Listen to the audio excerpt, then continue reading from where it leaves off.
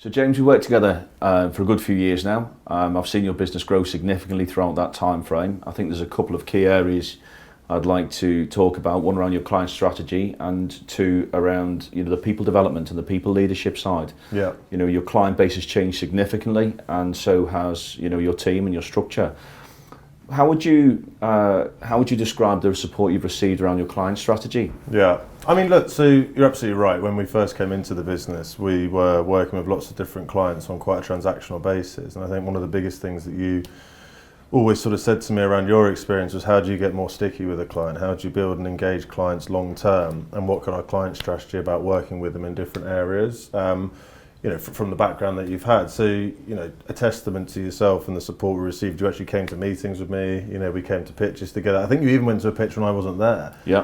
If I remember. I remember it well. Yeah, Yeah, exactly. Yeah. So, it's great to see we can do that. And, when you look at what more established businesses are bringing to the table in these client pitches around tenders, the documentation, the way things are structured. As a founder of a small business, it's very hard to compete with that without that support. Yeah. So, that's one of the big things for me. And what impact has that had on your business, would you say? I mean, it just gives you that impression and confidence that you can achieve more and that you can actually, get to compete and be at the same scale with these bigger businesses, right? It's quite an empowering feeling. Yeah, and I'm sure as it nears exit, that's carrying a bit of value for you and the business. Yeah, absolutely. I mean, a lot of value. Yeah, it feels quite surreal, but I think, look, it's great to see we're finally there, right? And it's not always been plain sailing operationally, as you know. We've worked together a lot on people and development and training and profitability, etc. And these are all things that you don't really think about at the start of your journey, right? Yeah, absolutely. I mean, the client strategy is fundamentally important, and I guess the sticky relationships help. They help reoccurring revenue and certainly provide that predictable performance when considering an exit. The other key part you've mentioned there is around people. I mean, your team has grown significantly. What's it grown to now? So it's interesting. So we're actually on less headcount than we were 2 years ago, but I think we've got a much stronger team. Yeah. The profit per head is almost 50-60% higher than it was 2 years ago.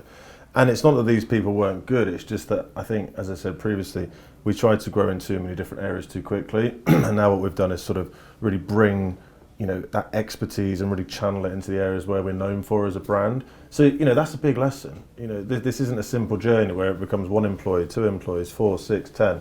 No business grows like that. It goes up, it goes down. But I think we found a balance now that feels perfect for this next step we're about to go into, because we've got a great big client base, bigger than ever. That's always grown. But I think the people that we have today are the right people to build around. And how have you changed the leader of your business, would you say, over the last few years? Well, I was a control freak. I couldn't do anything. We remember. Yeah, I couldn't do anything without at least having an opinion on it. But the reality is that your stress levels, your anxiety levels, everything, and even your ability to make good decisions are hindered when you have that mindset. And I think trusting other people, not just in my business but in Recruitment Entrepreneur, to make those decisions for me has hugely enabled me to be a better leader. And also just realising that by empowering others to be successful, that actually brings you as much joy as being successful yourself. Because obviously I've always been a successful biller, and whilst that's remained, to be able to consistently achieve that, but also see other people grow, it's fantastic, right?